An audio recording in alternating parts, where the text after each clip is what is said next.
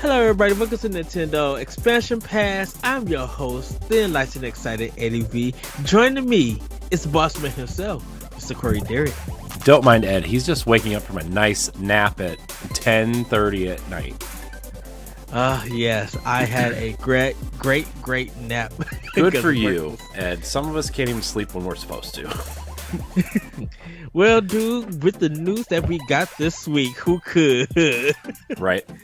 I mean, so everybody, earlier we did like predicting what the fall would look like for Nintendo. Yeah, all these episodes are just out of date as soon as we post them, apparently. Right. Because Nintendo decides to throw a complete wrench in all of our plans, and it's just like, now what? So Xenoblade Chronicles 3 has got pushed to July 31st with a special edition collector's item coming through My Nintendo later on. We are waiting to see when it's going to be available and how they're going to do it. That's going to be interesting to see when that happens. But it was planning on coming out in September, but now that it's coming out about 2 months early, we was just wondering, what is Nintendo's fall lineup going to look like now?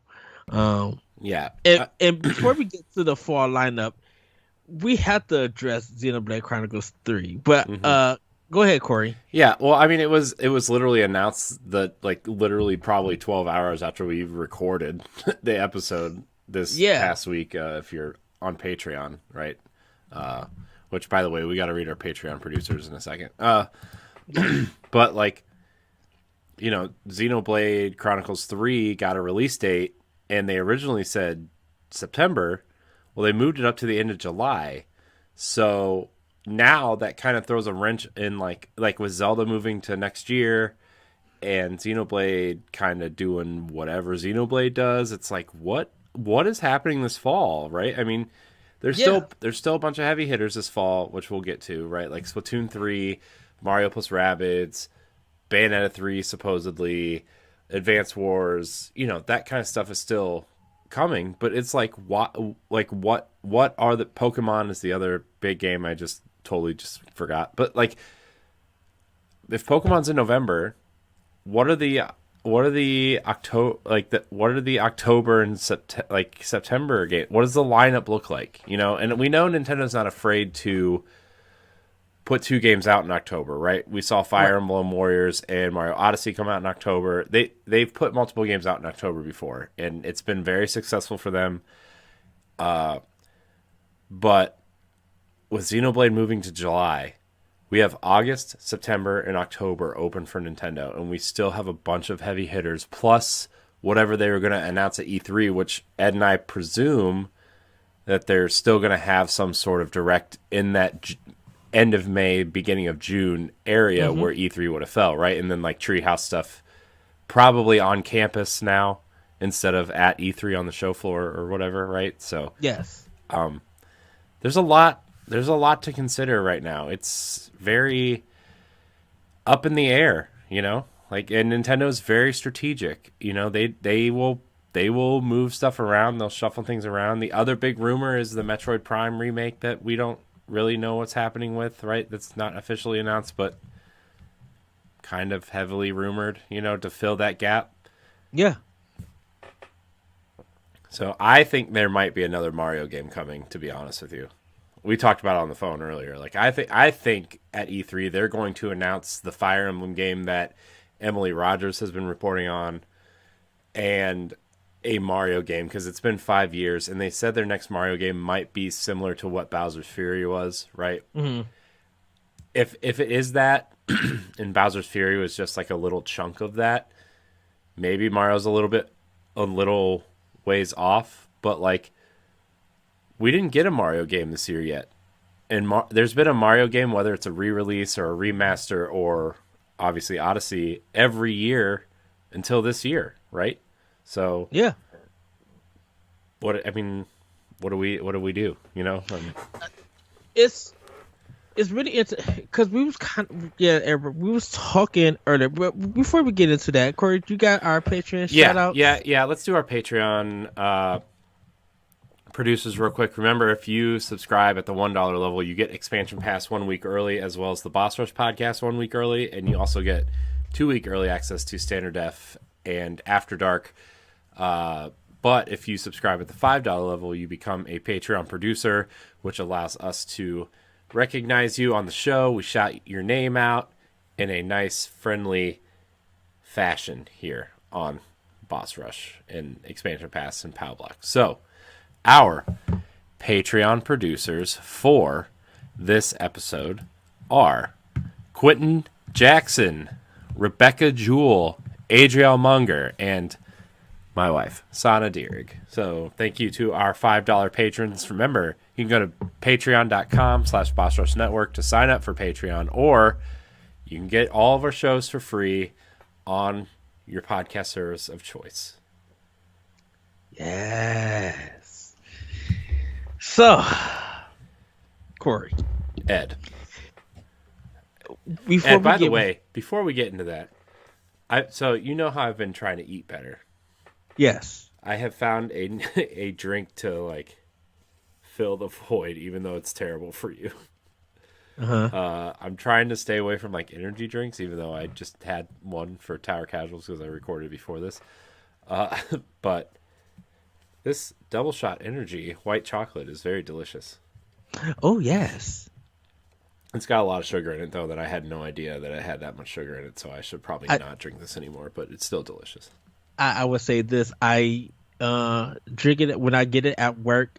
I get the donuts, the mini chocolate frosted donuts from the Hosties.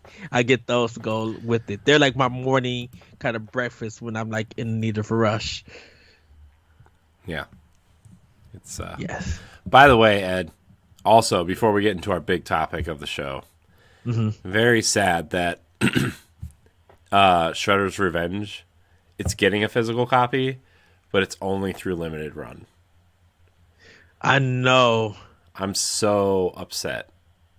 I mean, don't get me wrong. Like, So the thing is limited run still has their contract with Best Buy to do limited run through Best Buy, except that they're different covers at Best Buy. But that's still like, I'm not a collector like I used to be. So like getting one from Best Buy with a different cover is fine with me. But like, I really thought this was gonna get a real physical copy, and I'm kind of devastated that it's not, because the Cowabunga collection is getting their physical copy, right? Yes. So, but this is the thing about it. Even though it's .mu, who also did Streets of Rage 4, that was the same thing that happened. That limited run had the physical editions for that game. And I think it's because of .mu doing the development, and it's kind of hard to see who's publishing, like who's actually publishing it and everything. I think they have a deal with Limited Run that if they do a game, they get first dibs on their physical, regardless of what. Because it's weird that Limited Run would do Streets of Rage 4, and it's a Sega game. I'm like, Sega has enough money to get this published as physical. Why are you going to do Limited Run to get it done? Like it literally is so weird. It's just weird because it's Ninja Turtles, right? And like that's such. Yeah. I mean, it's not the IP that it wasn't obviously in the '90s, right? But like it's still an important IP, and I still think it's something that people would go to the store and buy, right? Yes. So, I don't know. Yeah, because I am gonna get it digitally. I don't know when the physical pre-orders go live for it yet. Well, I think the link is up on Limited Run. Limited Run, okay. Yeah, but I don't think it's up for pre-order. I just think the store page is there. So, okay, yeah, because this is the thing that's literally going to suck, and everybody's been complaining about it. Is that it's great that it's getting a physical. It's great that Limited Run is doing it, but it's gonna be way past the game. It's like it's going to take half a year for everybody to get their physical version of it. Mm-hmm. And it sucks royally because I don't know. It's not like you could just order the game and get it a few days later or anything. It's going to take almost 6 to 9 months. So people who do order it, we probably won't get physicals until literally the end of the year or actually next year. I literally just got my Icon Fail from Limited Run, and I ordered that game like last year. Yeah. So I don't know what they're gonna do. I hope it gets better. I think I'm still order it for the physical. I'm still gonna buy the digital. I'm still gonna do that, but I am gonna order it because man, it's sad for me to say this, but I think I'm more interested in the Turtles collection from Konami and Nickelodeon than I am for Shredder's Revenge. Mm-hmm. You know, and I think it's because Konami and Nick, they have the money to put out those physical versions, and people know where they're gonna buy it at. You know, people are gonna probably double dip to get it. I don't know what the secondary system is gonna be for people, but I know Switch is gonna be the main one that's gonna be the money maker for them. Mm-hmm. I know they're definitely counting on Switch for that. Yeah. Oh, man, June and July are super packed. I mean, if you're talking about Turtles, and like they just announced Klonoa is coming in July, right? Like it's just and Xenoblade and Mario Strikers and Fire Emblem and 2 Turtles games and the Sonic Origins collection, which I'm pretty excited about also, right, is coming in June. So, man, good. It's a busy time for me, I guess. Well, it was the thing everybody was planning on. This kind of goes into our discussion of what is Nintendo's fall going to look like. Mm-hmm. We knew that, first of all, it was going to be a strong summer. Definitely with how Square Enix is planning their games out with Live Alive, and we got the Chrono Cross release already, and some of the other games that's coming out that they're planning on, Front Mission and stuff. We knew that the summer literally belonged to Square Enix, and the game plan for a lot of people was that it was going to be, okay, I'm gonna get ready for Xenoblade Chronicles 3 by playing 1 or 2 this summer. That was everybody's plan. Now everybody's just wondering, okay, now I need to start the game because of the news that's changing with it. So with Xenoblade 3 coming out, where does it go from there? Because now we got I think Sea of Solitude is supposed to be coming. Elysium Chronicles, I think that's it. That one game that's like the spiritual successor to Suikoden. This side game is coming out for Switch this summer, and it's just like, we already got like you said, got a packed summer. But what the heck is this fall going to look like? Yeah, I have no idea. Like anything after July is like open book except for Pokemon, right? I mean, right. I'm trying to look. So Game Informer does a really kind of nice list of what's coming out right soon. And I really, every time I'm looking for a game, I go to their list, and like there are no Switch games after July. None listed, unless it's like a third party kind of thing that's coming to everything else. Like 2 Point Campus is coming, right? I mean, yes. Okay. Ooh. Let's see. Legend of Heroes Trails from Zero. Ooh, okay. Another JRPG to suck up your time.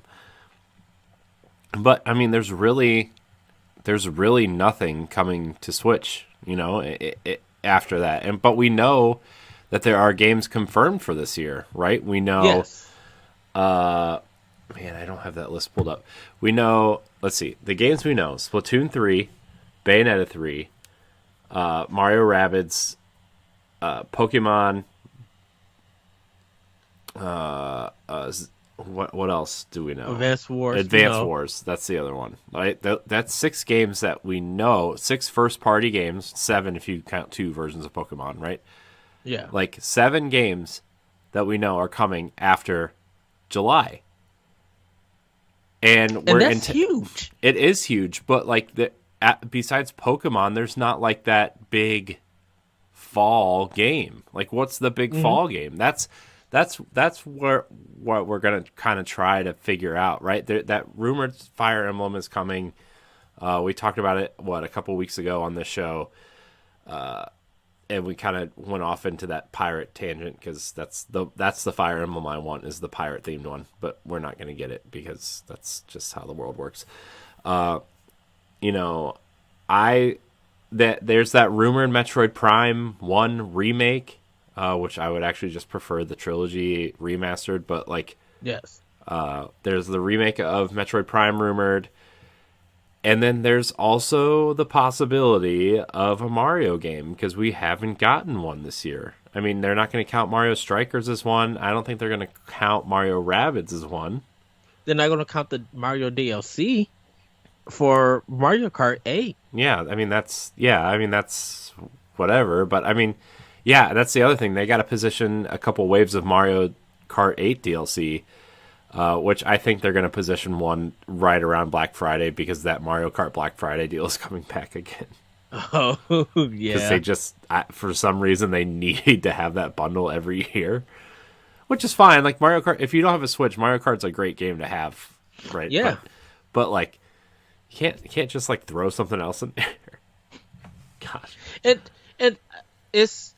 And when we speak about Mario, everybody, just to make sure, we're talking about a platformer. Yeah, like Mario. Either like what would be awesome would be a Super Mario 3D World 2, but I think it's going to be the successor to Odyssey, whether it's Odyssey 2, whether like from what people are saying around the industry, it's going to be that Bowser's Fury type open world Mario game, which I've heard mixed things on Bowser's Fury. I am going to start playing it because I actually forgot that it's part of Super Mario 3D World. Yes. Because I'm like ready to move on to the next game, and I forgot. But so I think I'm going to give it a try. But like, I think there's a Mario game coming this year.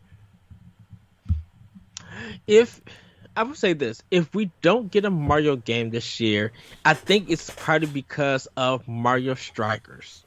Well, I mean, I don't think it's because of Mario Strikers. I think it'd be because of Mario Rabbids out of the two. But I mean, like, I think we have a lot of Mario this year, technically, right?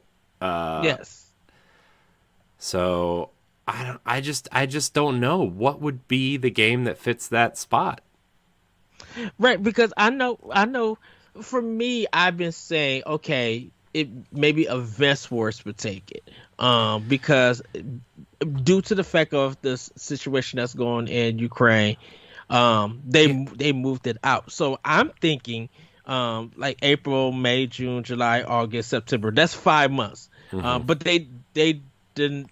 I think they announced it in March that the game got delayed or something. Yeah, it was supposed to come out in April. So for all intents and purposes, it's done. They just need to put it out, which makes me think it's coming sooner than later. Because to be fair, I mean, to be honest, this war doesn't seem like it's going to stop anytime soon, which is sad in its own right. And we kind of already talked about it on this show a couple weeks ago too. But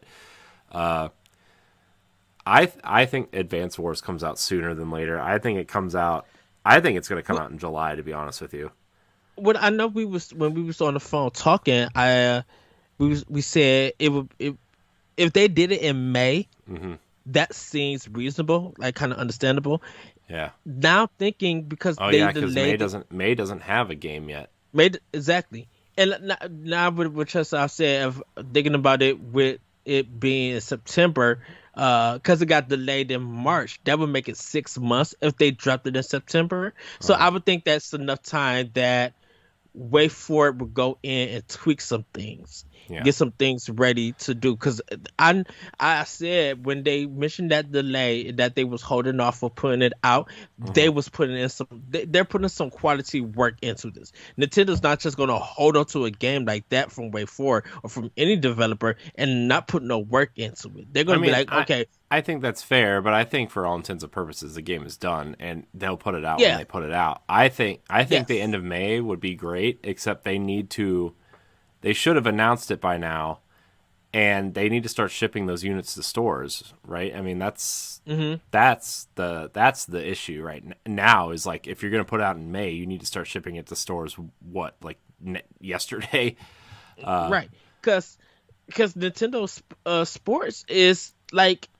By the time you guys see this, it's the following week. It's like that is the game for the weekend when that game comes out on the 29th. So that's Nintendo's April game right now. You know, it was supposed to, so with the way that it was for December, it was supposed to be Big Brain Academy and Advance Wars. Yeah. And Big Brain Academy became the game, but that came and went. Like it's hard to even find copies of that game in stores. Yeah, I mean, and also like outside of the first party games, like here's the thing, and like as much as I want Fire Emblem to come out in the fall, yes, I don't think it's going to, just because first party wise, you have Advance Wars and Mario Rabbids coming out this year, plus you have Metal Slug Tactics coming out. You have that Marvel Midnight Suns game, which I think a lot of people have forgotten about. That's also kind of a tactics game. So there's 4 tactics games right there. And plus you put out Triangle Strategy earlier this year with Square Enix, right? Like that's 5 strategy games. I don't think you're going to want to flood it with a 6th, which kind of sucks because I really want that, but it's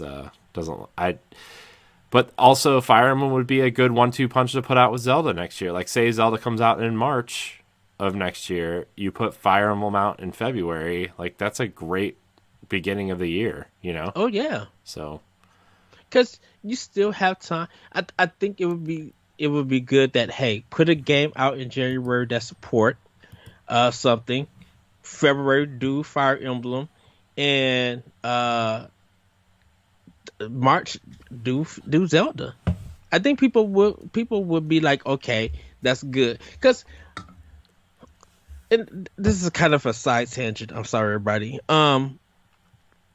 Cory Barlog from Santa Monica, they were just like, we don't have nothing ready to show you for God of War, Ragnarok. So that's such a waste of time though. Like, why do you make a video to say that something isn't ready to show, right? Like, I get that Zelda, obviously, like, yeah, it already had a release date of holiday 2022, right?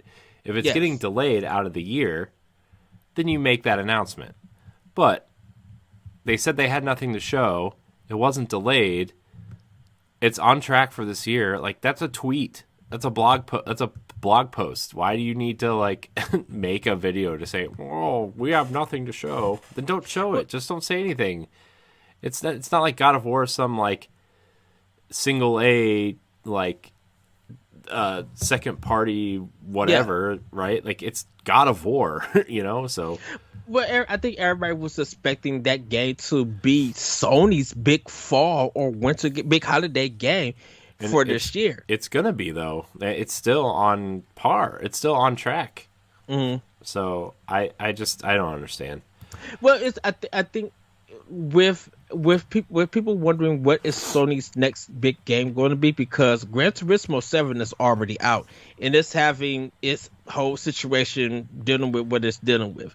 Microsoft at this time, we're still kind of like trying to see what they're planning to do, but we know Starfield is their the way that Starfield is being kind of marketed or kind of being led on. That's their Microsoft's. Oh, go ahead. I was saying that's their fall game. I mean, Microsoft, whatever else Microsoft puts out, they might as well not put out anything because that's their fall game. That's the game everybody's looking forward to. Yeah, it to me, I think Starfield and Redfall are the big games for Microsoft. So Microsoft is somewhat covered, but if Nintendo is got a pack summer, and they may have a pack fall and winter, it's everybody's gonna be looking at Nintendo to be like, what do you have planned for the system that we don't know? Because that's if not Microsoft, if Sony is going to be missing out on some money, I don't know. Just making an assumption. Nintendo got a lot of chances to really sell more systems, more accessories, get a lot of their present and past games out there along with these new games. They have a chance to really make a lot of money for the rest of the year. Mm-hmm. And these, go ahead. I mean, Nintendo's lineup is packed, is full for sure, mm-hmm. right? Because like, not just the first party games, but there's a ton of third party games, and like the biggest third party game, shockingly to me, is Hogwarts Legacy is coming to Switch. Yeah. Like that's a huge like third party game that you can, theoretically take with you. Now, will that come out this year on Switch alongside the other ones? I sincerely hope so, but you know how third-party games are with Switch. Sometimes they just take their time and come out whenever they feel like it. It's that we'll just hold on for development and we'll work on the other two, and then 6 months down the road we'll decide to do the Switch version. I am actually shocked that they announced that for Switch. Like, shocked, because that game looks super ambitious, super big, and I mean we saw the state of play running on PlayStation 5, I think, and it looked like, how is this going to run on the Switch? I'm like, how is this going to run on PS4 and Xbox One? First of all, but I think they said that Saber is working with WB on that, because that's kind of WB's go-to, right? Because they I think I know The Witcher is CD Projekt, but Warner Brothers is their distributor here, and so I just kind of figured that they would go with Saber. Although there's a lot of bad things going on with Saber because they're technically a Russian company, and so a lot of people are cutting off their contracts. Right? We just saw CD Projekt cut their contract with them for the Series X and PS5 versions of The Witcher, even though like they moved their headquarters to Florida now. Yeah. They're technically a Russian company, and people are trying to distance themselves from Saber, which is like, that's a whole different conversation, right? But yes, that's kind of like, that kind of sucks. I mean, they're just people trying to run a business. It's not like, I mean, they might be pro Putin, but I doubt it, right? I mean, not a lot of Russian people are. They're struggling to survive just like the rest of the world. I feel bad for people who are not, for the war, right? And it's just a big mess. But that's a topic for another day, maybe an After Dark, maybe something. But Saber is a great porting studio, and I wouldn't be shocked if they were the ones working on Hogwarts Legacy. But I would have them do it if WB don't not have the developers who know how to make a game on Switch, and Saber is free to do it, and that they do fantastic work. Give them some money and let them do it, regardless of what is going on in their country. They move so they could distance themselves, so they could run their business. They know how to make port games, and they do a great job of it. Yeah, I'm trying to see if there's any other third-party games coming to Switch besides like some indies or smaller games, right? I mean, there's a couple Star Wars games coming from Aspyr. Is it the Sea of Solitude? Sea of Stars, you mean? Sea of Stars. Yeah. I keep saying Sea of Solitude. Yeah, I mean, Sea of Stars is supposed to come out this year. It's only listed for PC right now, though, so I don't know if it's... I mean, it's getting a Switch port. It was in the... Port. It was in the Indie Direct. Yeah. Shovel Knight Dig is also supposed to come out this year, apparently. Which I feel really bad for Shovel Knight Pocket Dungeon. Did you see that news? No, what happened? Where I mean, we all know how well Shovel Knight sold. It sold like 6 million units over the course of its 5-year run. Shovel Knight Pocket Dungeon only sold 34,000 copies. 34,000, not that's. I mean, granted, it's not as good. It's nowhere near as good as Shovel Knight, and I actually stopped playing it because I kind of wasn't enjoying it. But I'm still shocked that something with Shovel Knight in the name didn't sell more than 34,000 copies. I think it's just not a lot of people's type of game, and I think more people are just like, okay, we understand you guys are capitalizing off of Shovel Knight, but we want a sequel. You know, they probably feel like it's been too long, and now it's time for us to get a sequel to this game. Yeah. No Man's Sky is kind of the other big one that's coming to Switch this year. Sorry, I'm just kind of looking here. Metal Slug Tactics, Marvel's Midnight Sun.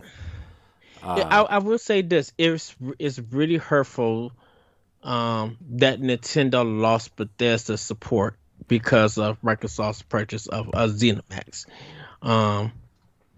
Because I but you don't think they'll still support the Switch? Microsoft seems pretty open about certain things. So this is what I was thinking of. The Dishonored games of Dishonored 1 and 2 came out to Switch for this fall. Even as a 2-pack, even if they did it as a 2-pack for like $40 or $50, and they don't even have to do a physical. They can literally just do an eShop thing. If Microsoft was able to let that happen on Switch for this fall, I think more people would buy that game and play it on Switch. I think more people would support it because as good as Dishonored 2 was, it came and went like nobody. That's why they did Deathloop, and that's why they're doing Redfall, right? It's because nobody bought Dishonored, and I mean, I didn't buy Dishonored. I don't care for immersive sim stealth games, but I mean, but I think when Doom and Doom Eternal came to Switch, or that's just Doom and Skyrim, just Bethesda games coming to Switch, and they seeing more of the support.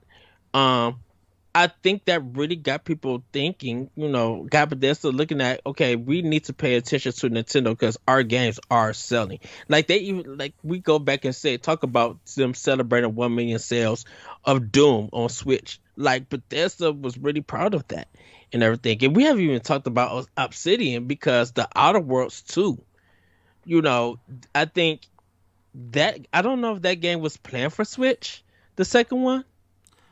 I don't think so. I think most of the stuff we're seeing now is pretty Xbox exclusive, unless Xbox comes out and says otherwise. Another game I was thinking would be really cool on Switch, honestly, from Microsoft was Grounded. Yeah. But I mean, I don't think we're obviously not gonna get that. But I thought that would have been like a cool kind of multiplayer mobile type thing. That's just me. No, I think that's a fitting game for Switch, and not cross play and cross progression and saves and stuff. That would have been really good for Switch. I think people would have played it as long as Microsoft marketed that game a little bit more, because that game dropped. It came out, and I know it was kind of like an early access and stuff. It's still in early access. Yeah, then it kind of disappeared. People kind of literally moved on. The early access thing is really tricky though, right? You build a lot of hype and you're like, oh yeah, we want the community to help us build the game, but then on PC and stuff, I get it, but I just don't think console gamers are ready for that kind of stuff. I just don't think console gamers are ready for early access.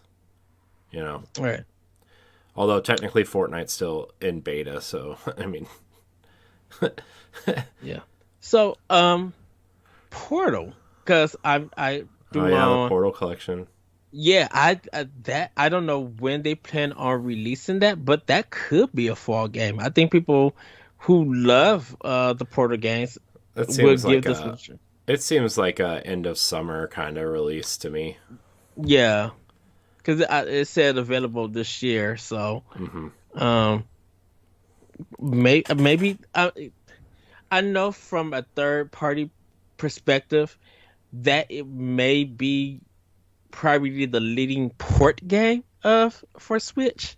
Um, because I don't know with like No Man's Sky, whatever they release that, I don't know how that's gonna do. And I think that's a game that people gonna wait for the reviews to see if they should dive in or nothing.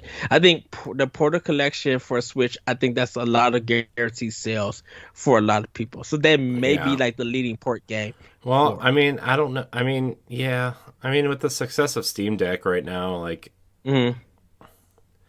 it's really hard to say on some of these games because like Portal is super popular, but everybody already owns it and has played it. You know what I mean? Like it just Yes. so that one's like really hard. Although, I mean, just to have it portably, I think a lot of people have been asking for it on Switch for years at this point. So I don't know. I'm not a big Valve guy. I'm not like, in touch with like how Valve games are or do. Like I know everybody wants Half Life and a Portal 3 and whatever else, but like I'm not in touch with that side, and I Yeah. just so I don't have the information. I can't make an educated guess the way we can kind of do in Nintendo, although Nintendo just Hmm. goes and throws a wrench in everything. So Well, definitely. I think me and you, Corey, can now agree that if they gave us that Twilight Princess or that Zelda that's Wind Waker HD, hmm if even if they combine them or put them separate or whatever, I think if that comes this year, hmm it's saving their fall. I It think really is I think saving their that's fall. more likely, honestly, because I've been seeing a Mm, lot of things circulate on other websites as like which Zelda game's going to fill the gap, right? And to me, as much as I want Twilight Princess, to me, Wind Waker makes the most sense. yes. Just because that game is stuck on two platforms nobody purchased. It is a wonderful Zelda game. It's going to look great on an OLED, right? Like Yeah. it's just that's the one that makes sense to me, right? And so if you're going to put a Zelda game out, it's going to be Wind Waker. Sorry, Twilight Princess. I hate that we're going to have to wait for you, but also Wind But Waker makes the most sense, especially because like I think Wind Waker turns 20 years old this year or next year or something. So like they could do kind of like a pre-anniversary type celebration. mhm. And I I think actually think that was the plan, was to release for Breath of the Wild this year and then Wind Waker next fall for an yeah. anniversary. That's you know. And I will say this because just looking at the Oh OLED, no. This year is the 20th anniversary of Wind Waker. oh then if they drop Wind Waker for Switch in September, Mhm. it's done. That even though it's not the game of the fall or the holiday, it's going to sell. It's going to get those pre-orders. People are going to buy that game up. Yeah. And I Oh. think Mhm. if they just say that for June's Nintendo Direct, I keep saying June. If they be like, yeah, this September, the Wind Waker HD is coming to Switch. Yeah. Like, I mean, what would be really fun is if they showed off a new Zelda, a new Breath of the Wild trailer, hmm and then after that, like they do that thing where they're like, "Oh, we're sorry that you have to wait till next whatever to play it, but yes, here's something to hold you over." And then and then they like do the finger snap thing, and then yes, you just hear the Onset Island theme music, and it pans down onto the pirate ship, right, and shows a trailer and brings Wind Waker to Switch. That'd be yeah. really cool. Because looking at the OLED, just like in handheld mode with the white controllers on it, and Uh-huh. seeing that screen of Wind Waker, Hmm. man, I Man, that would be just. I'm like, whoo, Yeah. amazing, beautiful. That color scheme, that look just says itself. Mm-hmm. Um, man, I can't. I'm sorry, I feel speechless because thinking about it, that literally will be the game of the fall. Yeah, it is a port, but people love that game, and Mm-hmm. I think it I definitely mean, would just to be sell. fair, I think there's been a lot of revisionist history on Wind Waker. You know, Hmm. like I think people didn't care for it at the time because they wanted like we've ta- I feel like we keep talking about the same things. Like they saw the Space World demo of Link fighting Ganon in a very Ocarina of Time like art style, and everybody thought that that was the game we were getting. Everybody thought we were getting Twilight Princess first, right? Like that kind of game first, and then they turn around and show us Wind Waker, and everybody hated it because Yeah. everybody wanted the mature Zelda game, and we didn't get it. But I think that game is great. I'm gonna admit it. I was one of those people that was like really. I didn't want to say I was hating on it, but I was really skeptical of it because I really like Majora's Mask, and I wanted more of that, and instead we got Wind Waker.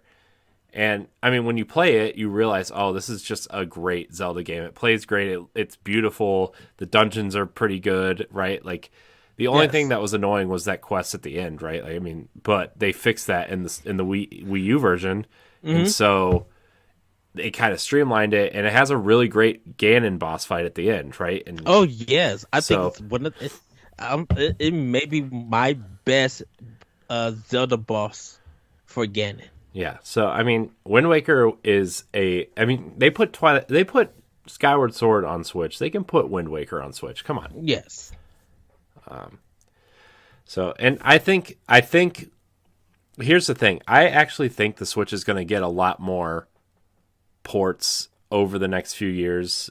Hmm. I think the Switch is going to be a 10-year console. And then whatever the next console is going to be backwards compatible with the Switch. Yes. Because like if it's not, that's just dumb. Because they're really pushing the online stuff, Nintendo Switch Online, all that stuff. Everything's got to be backwards compatible with their next console, or Nintendo is dumb and they're done. Like they're just done. It's going to be a Wii to Wii U situation again. Yeah. I, I wonder though, is it backwards only for digital stuff, or they still do the cartridge? I bet they have a cartridge slot.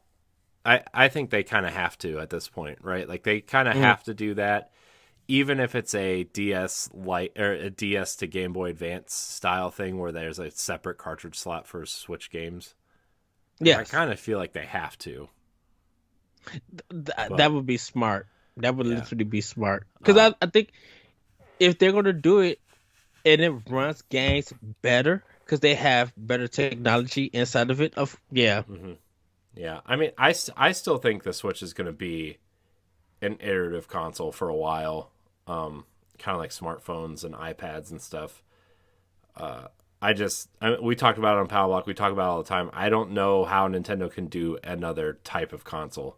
They can't go back. Yeah, they can't.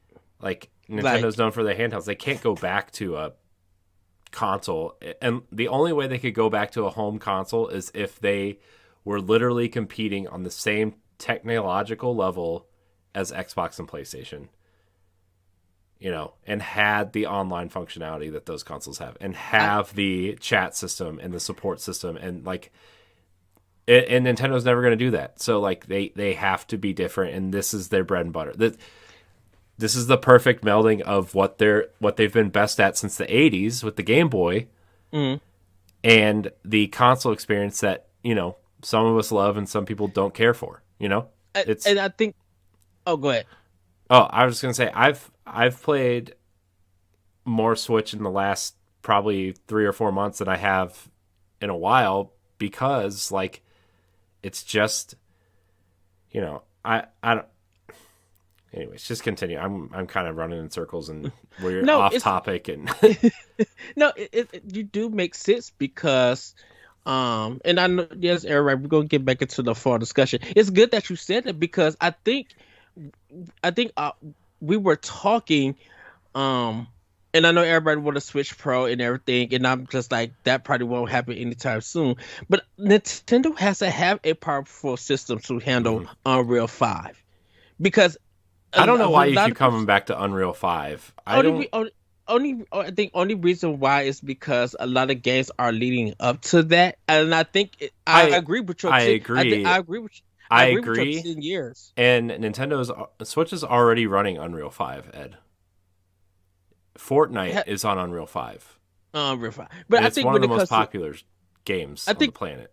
I think it's when it comes like bigger games, and because of the 10 year thing, I I think think I they. think I think we will find out if Switch can handle it when these companies Mhm. start taking the Switch more serious, right? Like, uh, I think this is where the Switch Pro comes in, right? Mhm. Where you want that next Tomb Raider game, the Switch needs more power. You want that next Witcher game, Switch needs more power. You want that next Batman game or the next, next major AAA game from company A, company B, you better have a more powerful Switch. Like that Yeah. that's the next logical step for Nintendo in terms of consoles is a Switch that is more powerful. I so here's my thing. I don't need a 4K Switch. I need a Switch that can run these games at 1080p Yeah.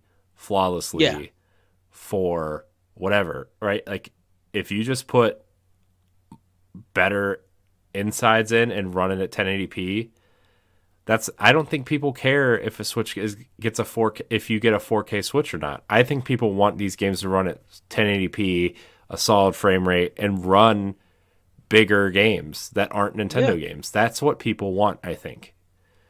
Well, yeah, because I was just thinking, um, because I bet you Square Enix is eyeing what Nintendo's next system is going to be. They're going to be on it, whatever ever it is, and if they could get that 1080 or 2K or whatever, if they could get that solid 30 or 60 Mm-hmm. frames or big Unreal 5 or whatever, because the moment they announced Kingdom Hearts 4 for Switch Pro, I'm just going to title it Switch Pro. If they announce that, oh, Mm-hmm. everybody is jumping on Yeah, that. but the thing is they didn't even get the first three games to run on the Switch, and I know. those are PS2 games. I I mean, can I completely understand, but knowing that, I'm just saying that if Square Enix, like, if they're gonna put that next Tomb Raider on Switch, mhm. and they need that, that's gonna if they put that next Tomb Raider on Switch without even putting the trilogy on Switch, that's speaking that Square is really interested into what Nintendo was doing, and Well, if Nintendo got the power to do it, yeah, I mean, they're I gonna do think Kingdom Hearts I 4. think Square's Western division is going to Microsoft in the next 2 years, in my opinion. Oh, But I think I don't know. I think that Nintendo has a lot of they have a lot going for it in terms of their first party and indies and smaller titles and ports. yes, They have a lot. Again, we kind of knew they were going to run into this problem eventually. I feel like it was prolonged because the Switch is so popular. mm-hmm. They're running into the third party problem again. And it's time to start thinking about it because you can output first party games all you want. You can put out the best indies all you want. I still think third party games are essential to an ecosystem. And, Yeah. obviously Capcom's going to keep putting Monster Hunter on, right? And, uh, we'll probably get some sort of weird Konami collection. Obviously, Aspire's putting Star Wars on there. But, like, Mm-hmm. where is Assassin's Creed? Where is Batman? Where is, like that's what I'm talking about is, like, Harry Potter or Hogwarts Legacy has a huge, huge advantage for Switch players this year because it's the Yeah. only third. Like, I know a couple people that the Switch is the only console that they own, and like they kind of want to check out these other games, but they're not coming. That's where I think that's like the secret bullet for Hogwarts Legacy is like it's coming to Switch when Gotham Knights, who's being published by the same company, is not. You know, and that I think that's big. I think that's a win for Nintendo personally. You know, Harry Potter, like regardless of what you think of J.K. Rowling or if the game is good or not, like it doesn't matter. Harry Potter is going to sell 10 million units because it's Harry Potter, right? It's got the Wizarding World. People still love that universe. I love that universe, but there's got to be more. There's got to be more. Where is the more? And that's what I'm interested to see when Nintendo, like whether they have a major first party game or port to put in October or not. I'm interested to see what third party games they have at their event. Will they show off the Switch version of Harry Potter? Will they announce that Gotham Knights might be coming? Will they announce something else from a third party? I can't think of any third party games that are coming out this fall. Like, or will they announce Saints? Will they announce that Saints Row will be ported at some point? Yeah, because it's as we try to predict the fall for, and I agree with you for a lot of the first party wise, we're just trying to fit in what we know where games would be released. Yeah. Now, when you add, and indies could drop anytime. They could do an indie direct, and they could drop Silk Song right now if they want to, and folks would lose their mind. Yeah, Go ahead. I'm trying to find like third party stuff that's like major. That would be huge if Nintendo would be able to get these games on the console, right? Saints Row is one. I actually think the next... Test Drive Unlimited is coming to Switch. Okay. So we're going to get a driving game. That's good, right? Test Drive is huge. It's like a poor man's Forza Horizon. So I'm kind of shocked and excited for that.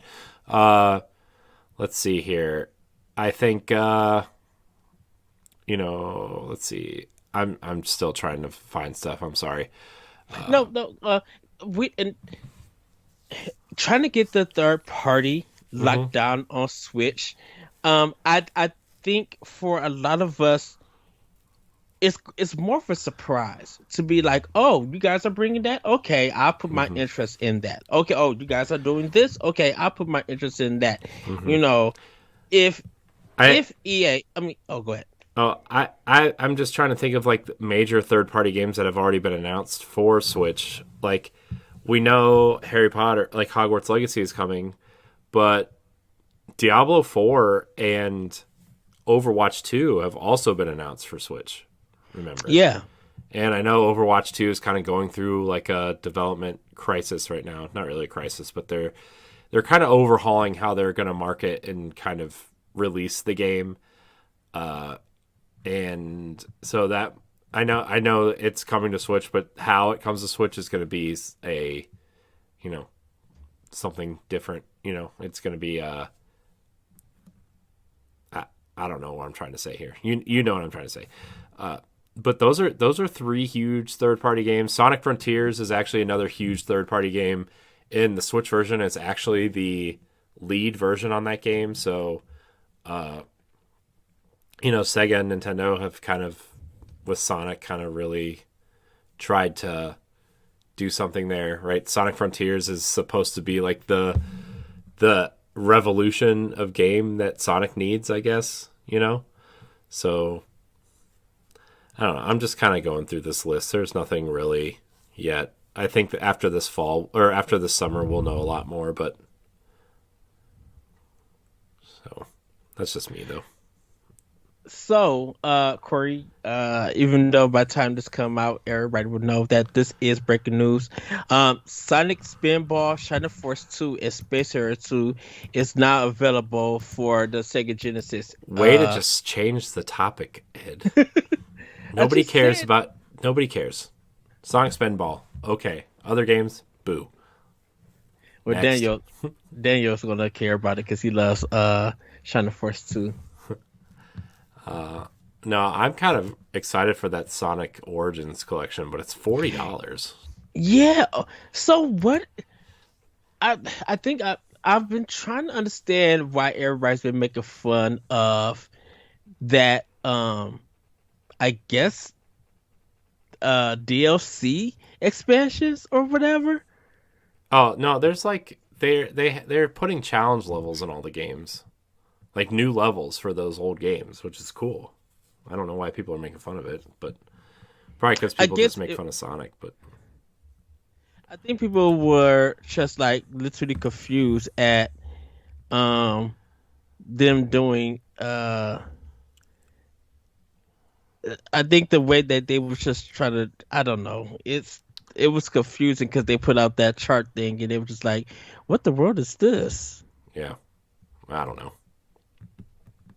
That- So Again, I think that's oh, go ahead. oh, I was just like I'm just trying to think of like what's coming this fall, right? We know the big games are.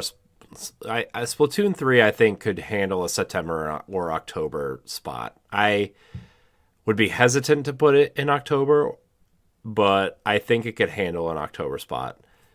Bayonetta is the big question. I still think that that's their December game. Yes. I think that we kind of talked about it earlier on the phone, but I think Bayonetta is a hardcore gamers game. It's not a game you're going to be going to stand in line for Walmart for a Black Friday deal. I don't think. I think whoever's going to buy it is going to buy it. Yes. And it doesn't matter when Nintendo releases it, right? So I think that game has December on lock, unless it gets delayed, which is very possible. For me, Splatoon is September. Mario Rabbids is August. Pokemon, the two Pokemon games are obviously locked for November. Yeah.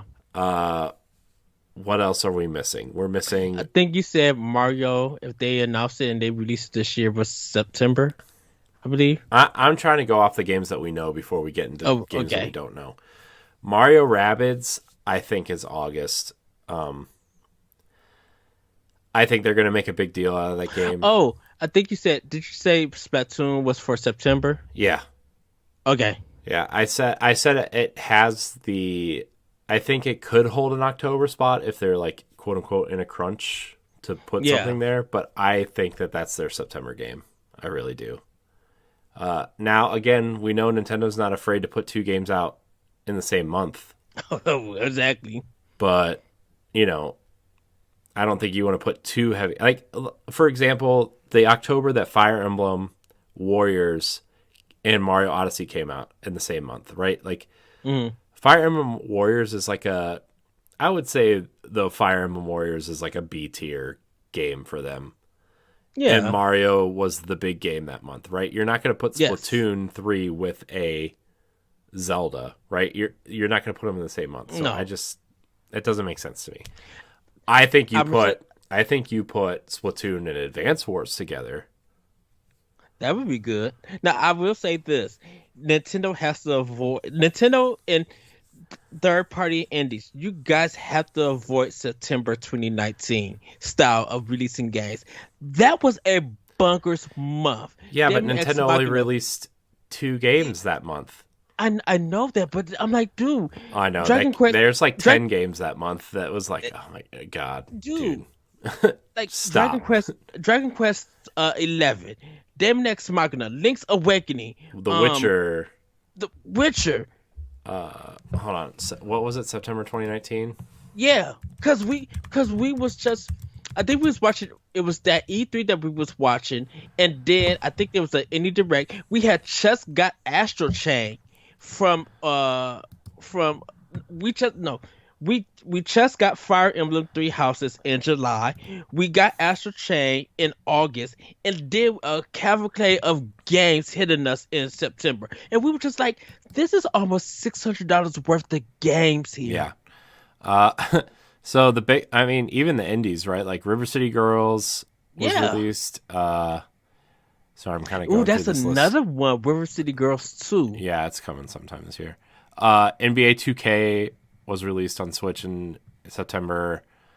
Daemon X Machina, Lego Jurassic World, which whatever.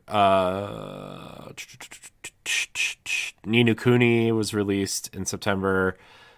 Link's Awakening, The Witcher, Ori and the Blind Forest, Dragon Quest XI. Like, that's your September 2019. That month was stupid. That's like a good year for a console. Yeah, because it hits so many areas of gamers. Yeah, it's just like all of this was happening on one console, on top of getting stuff for PlayStation and Microsoft, and it's just like this is insane. Like it felt like Christmas shopping way early in advance, because you can't say, well, I don't know what to get. I'm like, you have about 16,000 games in September that's dropping to choose from. Yeah, so I think they need to avoid that, but that's like, what's the game? What am I missing? What's the game I'm missing? Mario Rabbids, Advance Wars, Splatoon, Bayonetta 3, 2 Pokemon games, and what's the other one? Well, you said a Mario. You think a Mario game was coming? I'm talking about the games that have been announced already. That's everything, because Mario Strikers come out in June. Yeah, and Three Hopes come in June also. Yeah. So, but Xenoblade, Xenoblade getting moved to July. That would have been part of it. Yeah. I mean, so they could potentially position Sonic Frontiers as a Switch game first, right? And kind of position that as a October game. I think Sonic Frontiers is coming out in October, regardless. I can see that.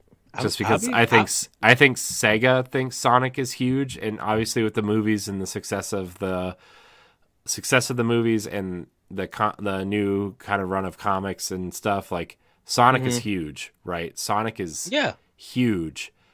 I think that Sega thinks Sonic is big enough to be in the mesh of like a Call of Duty and whatever else is coming there, right? I mean, it's a different audience, but like you're still competing. And I could see that. I could see Nintendo kind of working with them to position that. I feel like they got them on lock for a Nintendo Direct.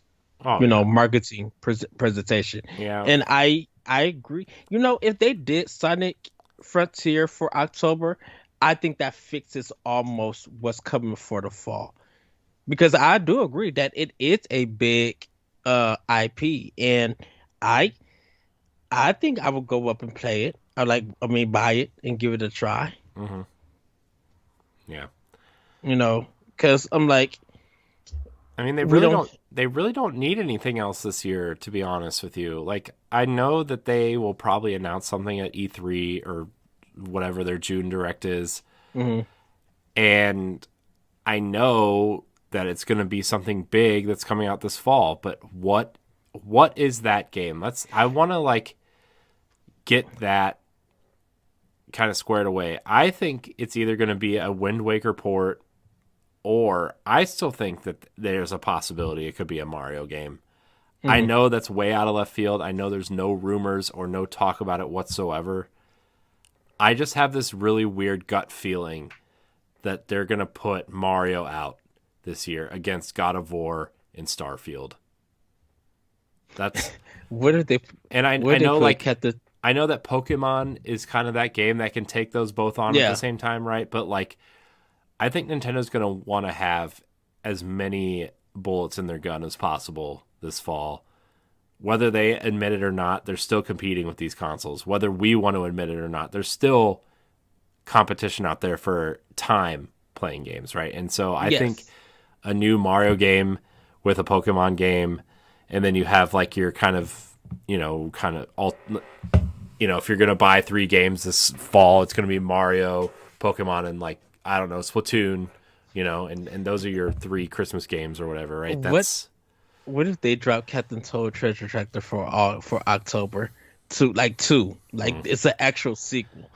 I'm just saying if they did, like, I mean, that'd be cool, but that's not a big enough game to drop in a fall kind of holiday rush situation. That's like a summer game.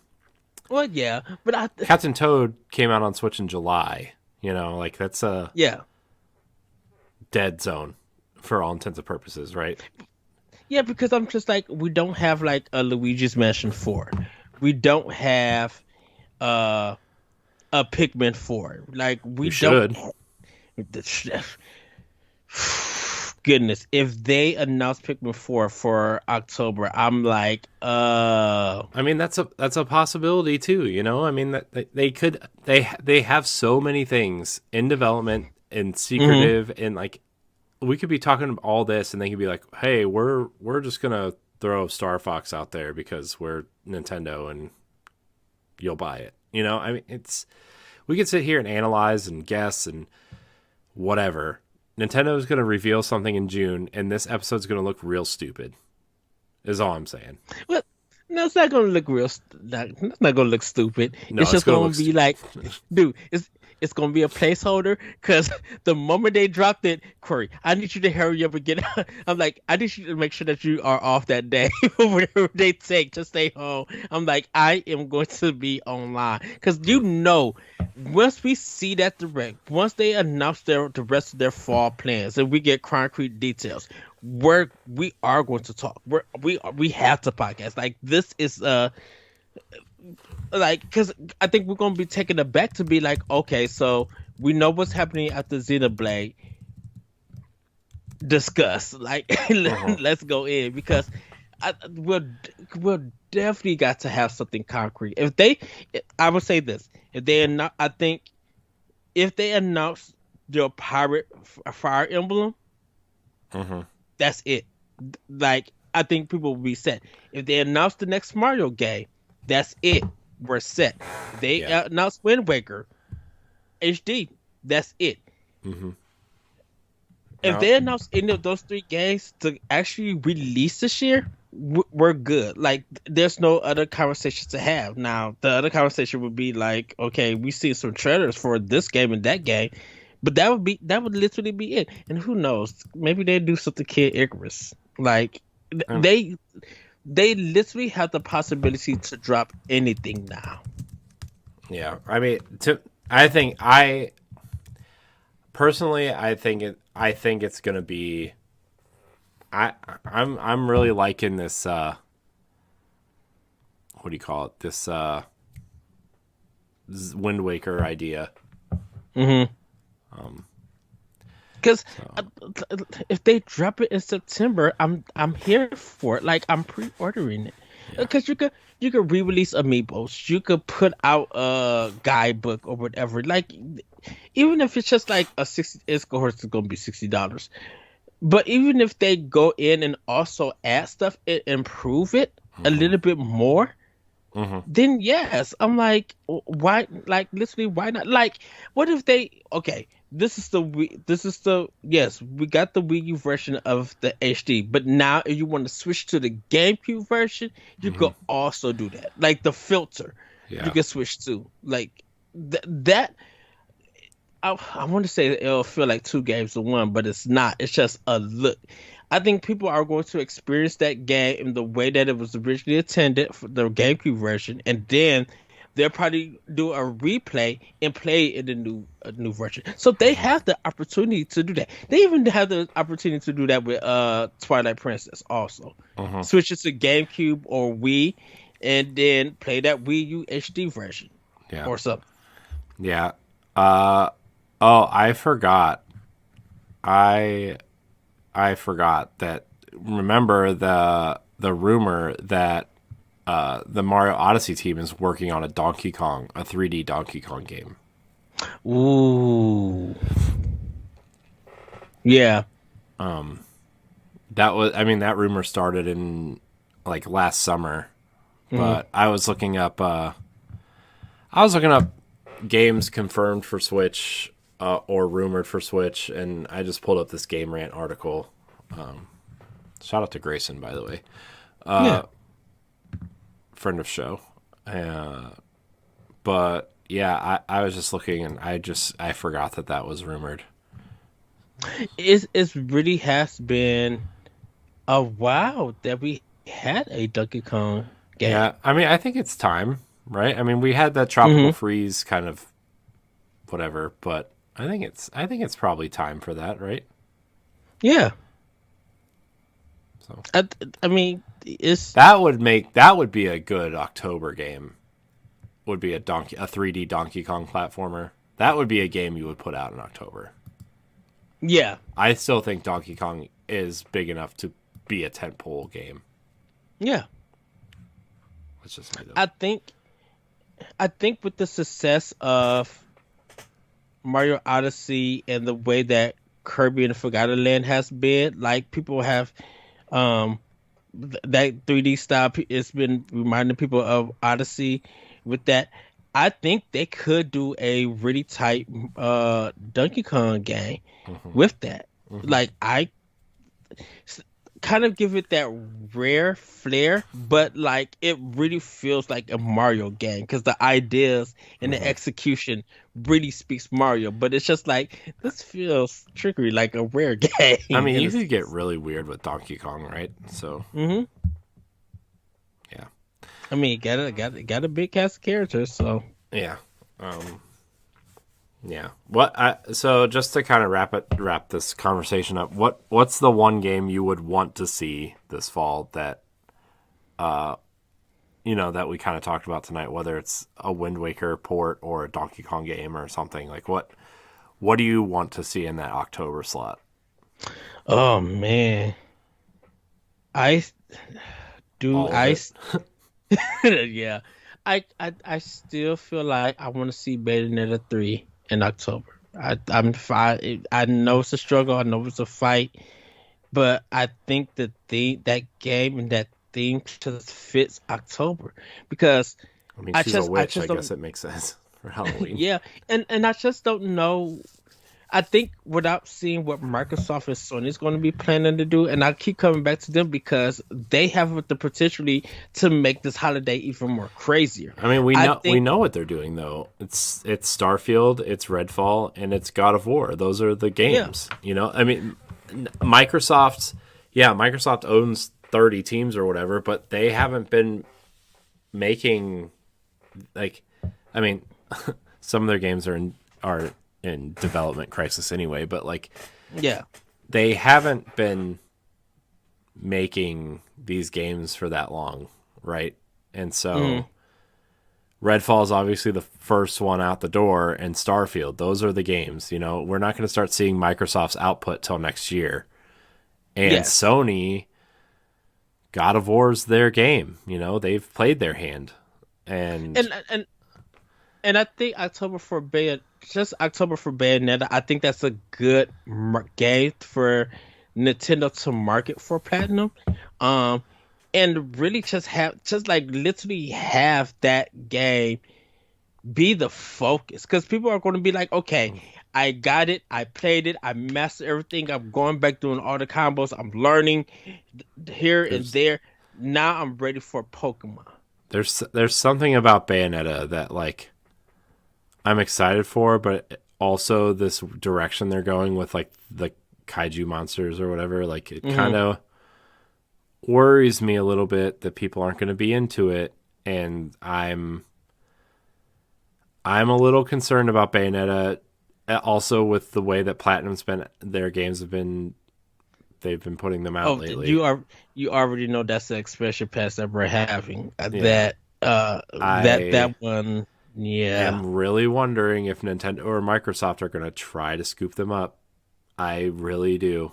I really wonder I because like I think Nintendo. I mean, we've had that conversation before, and I don't mhm. want to go into it again. Now we can do this on a Platinum episode. Maybe we'll do that whenever we record another episode of this. But like Nintendo seems to know how to get the most out of Platinum, right? With Yeah, Bayonetta, with Astral Chain. What was the other game? Wonderful 101, right? Like yes. Nintendo knows how to get the best out of Platinum. It seems like. I mean, they had a hit with Square with Nier Automata, and they had a from everything that I'm hearing, a big bust with Babylon's Fall. Yes. You know, And I think, yeah, I think that last game really hurt them. So, and that's why this is going to be an expansion pass that we're going to have to really talk, because now it's really go. Now that we know that Nintendo is in the fray with Microsoft, well, we don't know if Nintendo wants to ideas. buy Platinum. See, I think Nintendo's they're very willing to work with other companies without purchasing them. They work with Bandai Namco a lot. They work with Tecmo yes, Koei a lot. They work with yes, Platinum a lot on second party contracts. yes. I have a feeling that Nintendo will fight Microsoft on this one. I don't think so. I think unless they want to put Astral Chain 2 out, which by the way, Nintendo owns that IP, not Platinum. Yes. So they could get someone else to do the second game. But unless they really feel strongly about putting Platinum on an Astral Chain 2, which I've actually been going back and forth on playing that through that game. If you go back to Astral Chain, I'm joining you. Because I think, I liked what I played, and then I got distracted. It's like I play 2 and 3 hours of these games, and I get distracted.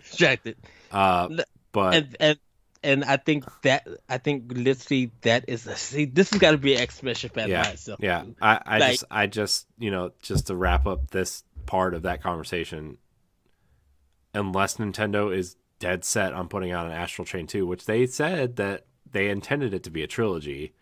Platinum did, not Nintendo. Platinum intended it to be a trilogy. I don't think Nintendo wants to buy Platinum. I think that I could see that. I can agree with that. I think there's just the fight for it would be strong. Here's where I'm at with that though. Is like, I think because we've already said that Nintendo gets the best out of Platinum. Right? Yes. I think that Platinum adds a lot to what Nintendo doesn't have already. Yeah. Stylus action. Agree. Interesting, kind of that mature game that Nintendo doesn't have. And when you get the best out of Platinum, it's very good. When you get bad out of Platinum, it's very bad. And I wonder if Nintendo wants to weigh the risks of the good versus the bad, and if they want to clean house, or you know what I mean? Like, that's and I don't know if Nintendo's. I don't think they think that's worth it because of their first party output is stellar. Their console's selling well. Now, if this was the Wii U generation and Bayonetta was like their only 9+ game, then I think Nintendo would probably try to buy Platinum, but Nintendo's first party output's great. They're putting a new first party game out every 4 to 8 weeks. They are killing it with Switch sales, which probably by the time this comes out, it'll have sold 115 million units, right? Like I don't know if they're going to, the only thing too, though, if they were looking to buy studios, money is really cheap right now, like to spend. That's why everybody's buying up companies, is because like, you can take out a loan or spend your money, and it's cheaper than if you were to buy it when the market wasn't bad. And we know that Nintendo has acquired more land to build another office. Yeah, Nintendo that's office. the other thing too, is like they're going to increase their first party output. So why? So I mean, I do agree. I can't say that Nintendo wouldn't buy Platinum. I think Nintendo would definitely love to continue to work with Platinum, because that's where I'm at as well. Because now that I could get Sega's not really doing enough for Platinum. I think they're doing. Here's the thing. Sega's business strategy has been all over the place. Whether it's good or bad, it seems to be working out for them, right? Where like, but Sega with Atlas specifically is like, that's what I was about to say. Yeah, it's like, what's your plan here? Like, is Sony paying for the exclusivity of Persona? is Nintendo paying for that exclusivity of Shin Megami Tensei? Like, they're technically the same series, but why is one stuck on one platform and one stuck on the other, right? Like, there's got to be some give soon, right? And the rumor that Persona 4 Golden is and the dancing and fighting games are coming to Switch are like, you know, that's probably happening, but like, I don't. We'll talk about it later. There's so many things we could have expansion passes on. I want to do a Platinum Games episode, Ed, and I want to do I want to do a Sega / Atlas episode. Yeah, because I think those are the two most interesting companies right now. And I think it's just like seeing what's been happening to each of them from our. I think it changes our previous discussions about it, because it's just like, oh, one is not a good look, one is a great look, and we literally just do not know what can happen in the future for those companies. Yeah, you know, and I definitely with the Platinum Games one, that Babylon's Fall hurt it so much, and that literally got me thinking about with the Microsoft purchasing them, and that, like I said, that's the expansion pass on the sale. Yeah. But I'm like, I'm like, dang, I'm leaning more toward what you're saying, that it's a possibility, and I just, I think. My thought on Platinum real quick is like, I think Platinum wants to be purchased more than people want to purchase them at this point. That's where I'm at. And it's been very obvious that they want to be purchased, right? With Hideki Kamiya out there tweeting, like, you know, kind of not begging, but like saying that they want to work with Microsoft again and maybe revive Scalebound. And then, you know, their current president out there saying that maybe they are very open to an acquisition. And then Kamiya coming back out and saying that,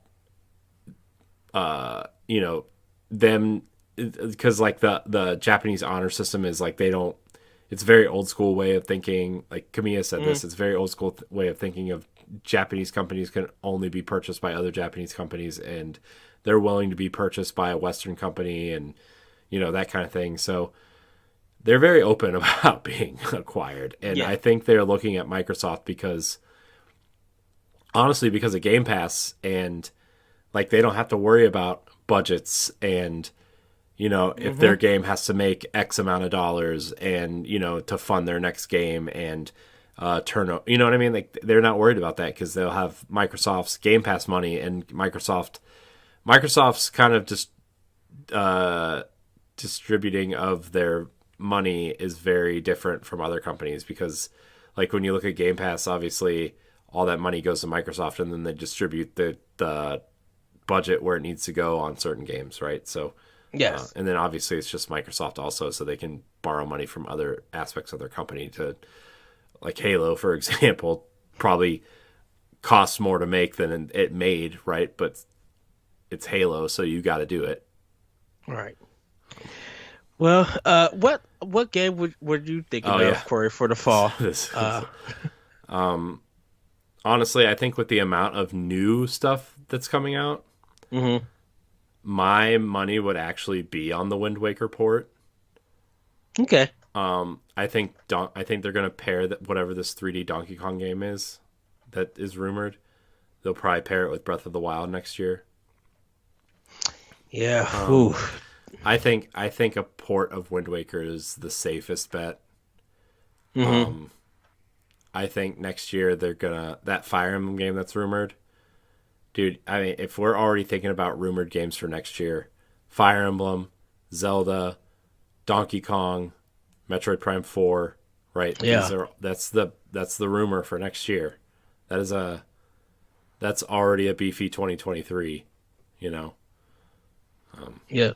And this year we have Xenoblade, Splatoon 3, Bayonetta, a huge Pokemon game, which is hopefully the game everybody wanted Pokemon to be, right? Like I am actually quite intrigued by Pokemon Violet and Scarlet. So plus you have a good mix of third-party games with Sonic Frontiers and Hogwarts Legacy and A bunch of cool indies coming out. Like Nintendo has a stacked lineup this fall. I don't think they need another quote unquote new game. I think a port will service them just fine. It's just, where are you putting these games? How are you pairing them up? And how are you going to compete with other games this fall? That's the only question. I think a port of Wind Waker could battle stuff out with Pokemon just fine as a 1-2 punch. And then Splatoon coming up, and Bayonetta kind of rounding out the year. I think that's kind of how I see it. Well, I got one last question, and then we're gonna literally wrap up. Do you think Nintendo gets the exclusive right? Well, just the exclusive. I won't say exclusive right. The exclusive to show Dragon Quest 12. No, because it's already been announced for PlayStation 5. So no. Well, yeah, but I think more for the first look. Showing the trailer. No, or do you think that's state of play? I think that's getting a state of play. I think Sony is really trying hard to show people that Square Enix is a Sony partner. Mm-hmm. And Dragon Quest is their biggest IP.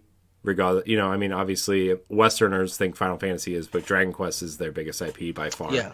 And I think, even though I think Dragon Quest 12 will come to Switch at some point, yes. I think it's going to be similar to what happened with Dragon Quest 11, where PlayStation got that year exclusive, and then when it comes to Switch, the Switch version gets the kind of like the extra stuff, Well, it was, I think, because it's very hard, because the Japanese release was very different than what the American exclusive was. I get that. I'm talking about like if that happens here. If that happens here, yeah. And I think and the reason why I presented it in that way was that I think people were excited when Dragon Quest 11 was getting announced for the American Switch and it came out and everything. So you would think that Nintendo's good relationship with Square Enix. And I think Dragon Quest has been associated with Nintendo for a long time. Because it was that period that when they had the games on 3DS that Nintendo was publishing them. Yeah. I mean, Nintendo was publishing them here. Yeah. That was the thing. And so... yes. Will it come to Switch? Yes. Will it come to Switch first? No. I think that the way they've kind of pitched that game and talked about it, I think that game is going to be a showpiece for PlayStation 5. PlayStation. Yeah. And I think it'll come to Switch eventually. It's just going to take some work and some time. Yeah. I think just showing it off, like just having that right to show off the gameplay and how it looks, of Nintendo would get it. And I because that game will be ported to Nintendo Switch players. Because I think is it also coming for Xbox? I think. I'm not sure. I don't know anymore. I don't know how Square is working with Xbox these days. They we're going to put all of our old games on Game Pass, but none of our new games are coming, and but you're going to get Octopath before PlayStation. It's like, what are you doing? It's just Square. Square seems very confused unless Sony's paying them. That's my thing. Okay, Nintendo's paying you for these games. Great. That's sealed. Oh, Sony's paying you for these games? Cool. What about all these other games? I don't know. We'll throw them wherever. They're like the titles are like on darts, and they're throwing them at this board with Nintendo, Xbox, and PlayStation, or wherever it lands. That's where it's going. Right. Because, and I think with Square Enix, and yes, we're going to get to the end there. Right. I'm sorry for all this additional talk, but Square Enix, because they may have a presentation also this summer. Mm-hmm. Forspoken, Final Fantasy 16, Dragon Quest 12, the next part of Final Fantasy 7, supposedly Kingdom Hearts 4. They have a lot in the tank, right? Like, and Square has a lot of powerful RPGs coming. I actually think Square is trending up. Like, they even have a new Valkyrie game coming out, Valkyrie Elysium. Elysium, with that the Underfield or something like that. That one game that looks like Fire Emblem. Yeah, I'm talking about like huge, big budget AAA. Yeah, games, and like I actually think Square is trending up in that way, right? Like they're getting back to what made Square popular in the 90s and 2000s, right? It's like these big sprawling RPGs that people are excited for, and I think they're going to want to show that off. They have a great lineup of games, you know. Dude, they got, if you look at it, they've got 10 plus games in production, or ready to come out. Yeah, I mean, you even look at the stuff that's been announced for Switch from Square right now, right? Is like, okay, we're getting Live Alive, we're getting that Fire Emblem, not Final Fantasy Tactics game. I forget what it's called. The something Chronicles or something like that for that. But we also get a front mission, dude. Yeah, well, think about like we're getting the front mission 1 and 2. We're getting that Dragon Quest III remake, right? That they announced. Remember when they announced that? Yes. There's been that. I would be shocked if they did not announce the Pixel Collection, Final Fantasy Pixel Collection. They will be insane if we do not get that this year. You know, they what was the other game that was announced? I forget. There was something else. I know Forspoken is in October. Yeah, but that's not coming to the Switch. I'm talking about Switch stuff. Oh, I thought you were talking about in general altogether. So I mean, like, there's stuff coming, right? I think Square's trending up. I really want them to sell their Western division to Microsoft and then just go back. You know, if they want to stay PlayStation exclusive, Switch exclusive for some things, they don't even have to worry about Microsoft. Microsoft got what they wanted, right? So that's right. I don't know. I don't really have anything else to say about that. But. I will say this, and then we'll go. I think the one game that I am looking for Square Enix on, definitely for PlayStation 5, but probably Series X, I'm looking forward to that new Tomb Raider. That I think that has become my number one game, and I think that game's so early in development, though. Like, I know, but I'm just like, I want to see Crystal Dynamics mess around Unreal Engine 5 on that, and I'm like, ooh, where do you guys take this? I wonder, because Crystal Dynamics has 2 teams at their main studio. I wonder if Avengers is just going to quietly die on the vine. Like, they'll get their content out. Yeah. And then it'll just kind of die on the vine, and then that team will take over Tomb Raider. Because the other team is working on Perfect Dark with Microsoft. Oh, yeah, that is right. But everybody, that's going to be our show. Corey, where can we find you? You can find me at I am Corey in HD on Twitter and Instagram. You can also find me on the Boss Rush podcast on Nintendo Power Block and Standard Definition. Yes. You can find me on Twitter at ThatRetroCode and on Instagram at ThatRetroCode. You can check more of Expression Pass here on Boss Rush Network if you are a Patreon producer or supporter in general. You guys get the show a week early. Also check us out on Nintendo Power Block. Doing it for Galastrad. Nintendo Power Block live on Monday. And if you miss it on Monday, no worries. You guys can catch it on Wednesday on our YouTube channel on bossrush.net, and also be able to check it on Anchor FM and other podcast apps that you support, I should say. With that, everybody, we will see you next time for Nintendo Expression Pass. Bye, everybody. Goodbye.